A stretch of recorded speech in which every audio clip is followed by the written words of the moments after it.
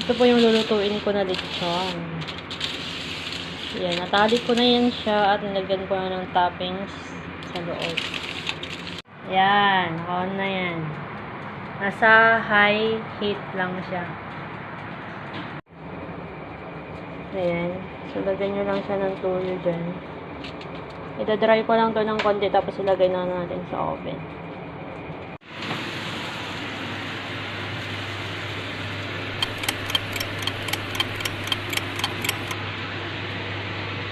Ito na po yung lechon.